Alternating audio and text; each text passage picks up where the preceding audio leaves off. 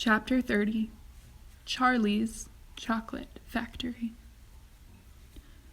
The great glass elevator was now hovering high over the town. Inside the elevator stood Mr. Wonka, Grandpa Joe, and little Charlie. "How I love my chocolate factory," said Mr. Wonka, gazing down. Then he paused, and he turned around and looked at Charlie with a most serious expression on his face. "Do you love it too, Charlie?" he asked.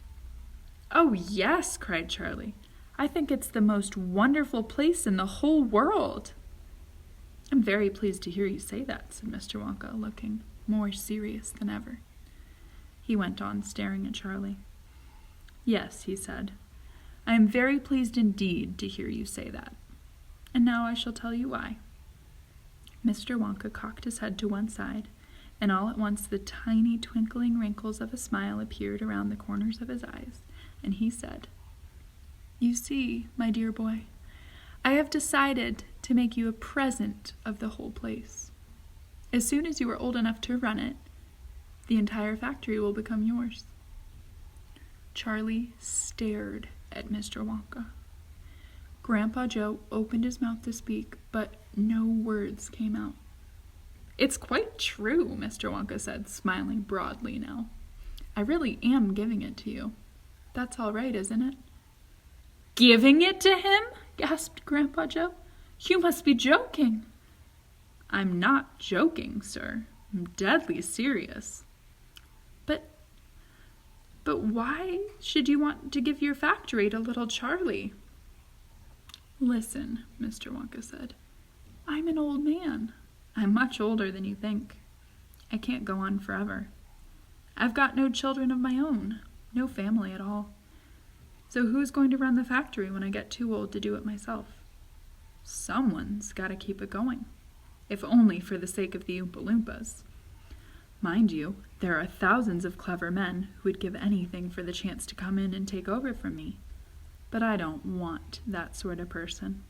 I don't want a grown-up person at all. A grown-up won't listen to me. He won't learn. He will try to do things his own way and not mine. So I have to have a child. I want a good, sensible, loving child, one to whom I can tell all my most precious candy-making secrets while I'm still alive." "So that is why you sent out the golden tickets," cried Charlie. "Exactly," said Mr. Wonka. "I decided to invite 5 children to the factory, and the one I liked best at the end would be the winner." "But Mr. Wonka," stammered Grandpa Joe, "do you really and truly mean that you're going to give the whole of this enormous factory to little Charlie? After all, there's no time for arguments," cried Mr. Wonka. "We must go and fetch the rest of the family, Charlie's father and his mother and anyone else that's around. They can all live in the factory from now on. They can all help to run it until Charlie is old enough to do it by himself. Where do you live, Charlie?" Charlie peered down through the glass elevator at the snow-covered houses that lay below. "It's over there," he said, pointing. "It's that little cottage right on the edge of the town, the tiny little one." "I see it!" cried Mr. Wonka, and he pressed some more buttons, and the elevator shot down toward Charlie's house. "I'm afraid my mother won't come with us," Charlie said sadly. "Why ever not?" "Because she won't leave Grandma Josephine and Grandma Georgina and Grandpa George." "But they must come too." "They can't," Charlie said. "They're very old, and they haven't been out of bed for 20 years. "Then we'll take the bed along as well with them, innit?" said Mr. Wonka. "There's plenty of room in this elevator for a bed." "You couldn't get the bed out of the house," said Grandpa Joe. "It won't go through the door." "You mustn't despair," cried Mr. Wonka. "Nothing is impossible. You watch." The elevator was now hovering over the roof of the Bucket's little house. "What are you going to do?" cried Charlie. "I'm going to go on in and fetch them," said Mr. Wonka. "How?" asked Grandpa Joe. "Through the roof," said Mr. Wonka, pressing another button. "No!" shouted Charlie. "Stop!" shouted Grandpa Joe. Crash went the elevator right down through the roof of the house and into the old people's bedroom.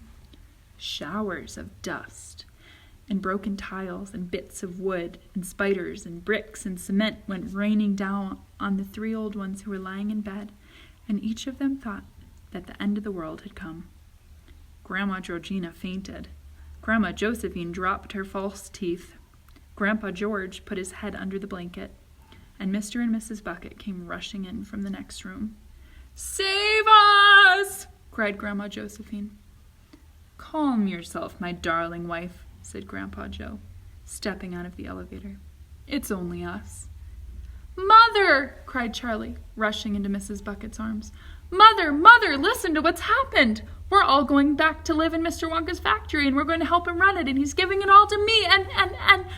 "What are you talking about?" said Mrs. Bucket. "Just look at our house!" cried poor Mr. Bucket. "It's in ruins." "My dear sir," said Mr. Wonka, jumping forward and shaking Mr. Bucket warmly by the hand, "I'm so very glad to meet you. You mustn't worry about your house. From now on, you're never going to need it again anyway." "Who is this crazy man?" screamed Grandma Josephine. "He could have killed us all." "This," said Grandpa Joe, "is Mr. Willy Wonka himself." It took quite a time for Grandpa Joe and Charlie to explain to everyone exactly what had been happening to them all day. And even then, they all refused to ride back to the factory in the elevator. "I'd rather die in my bed," shouted Grandma Josephine. "So would I," said Grandma Georgina. "I refuse to go," announced Grandpa George. So Mr. Wonka and Grandpa Joe and Charlie, taking no notice of their screams, simply pushed the bed into the elevator. They pushed Mr. and Mrs. Bucket in after it. Then they got in themselves. Mr. Wonka pressed a button, the doors closed, Grandma Georgina screamed, and the elevator rose up off the floor and shot through the hole in the roof, out into the open sky. Charlie climbed into the bed and tried to calm the 3 old people, who were still petrified with fear. "Please don't be frightened," he said. "It's quite safe. And we're going to be the most wonderful place in the world." "Charlie's right," said Grandpa Joe. "Will there be anything to eat when we get there?" asked Grandma Josephine. "I'm starving. The whole family is starving." "Anything to eat?" cried Charlie, laughing. "Oh, you just wait and see,"